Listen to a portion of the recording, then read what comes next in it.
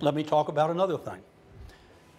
The disparity of schools, and Susan will address this more so even than Larry because she's been a principal and she's been a teacher. We have classrooms all across the board, elementary, secondary, and high school, junior high and high school, where we have classrooms of 29 and 30 kids. And within that classroom are children who have very low academic, below grade level skills. And we have kids that are here, and we have some kids that are above.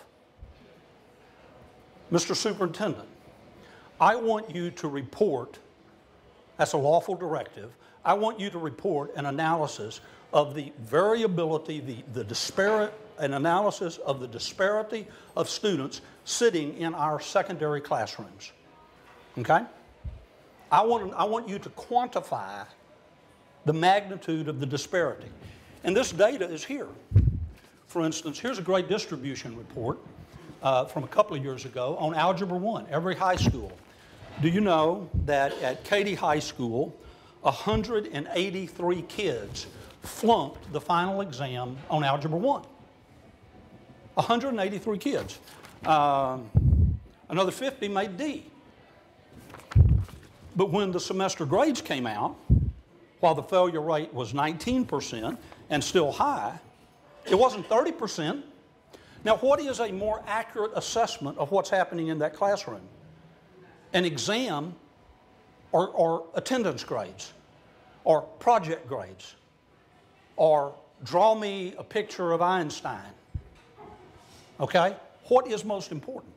And so the superintendent and his administration, they get to define the standards.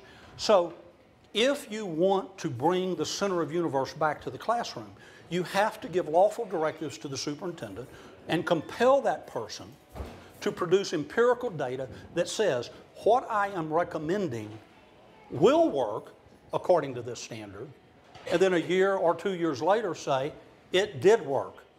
Otherwise, how do you hold an administration accountable? And the answer is you don't. So what do we have? What do we have when you have this sort of disparity? We say, well, differentiated instruction. That means that there's about 29 in here. This would be a good classroom. You all are Jethro Bodine. You all are slightly better. You all are approaching grade level. And back there is the intelligentsia of the class. They're at grade level.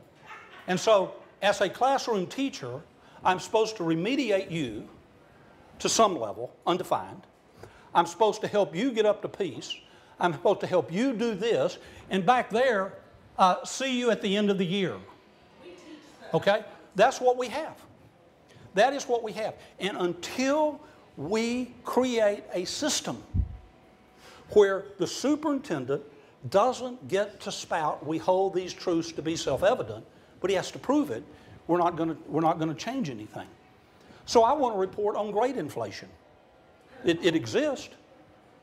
I want a report on, and this is one of the greatest oxymorons, you have to be an educator to let these words come out of your mouth.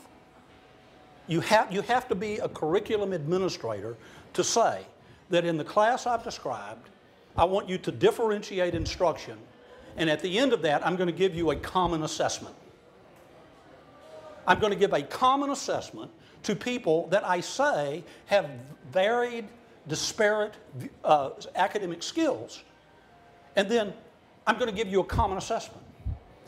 It's like philosophical schizophrenia. It's curriculum schizophrenia.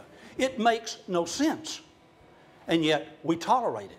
And if you want to restore the center of gravity to the classroom, then you have to begin addressing these issues. Classroom loads. We have a curriculum philosophy. I can't make this stuff up, okay? I don't make this stuff up. Some people think I do, but I don't. We have a curriculum philosophy in this district that says all in junior high and high school, all math teachers will take this period off where they can collaborate. And all teachers will take the English off where they can collaborate. The core subjects, we have common core conference periods among the teachers to facilitate horizontal planning. And I've told my wife I don't want her going to any more horizontal meetings after school. I don't mind if she goes to vertical meetings, but I'm tired of those horizontal meetings. I'm sorry.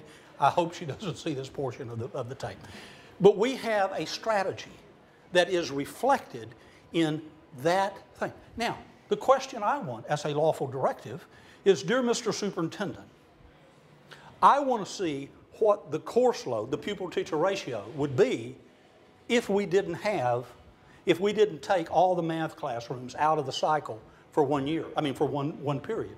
You don't get more teachers, you don't get fewer students, but what is the impact when the computer starts distributing these kids? What does it do to class loads? I've actually looked at master schedules. You might, like this.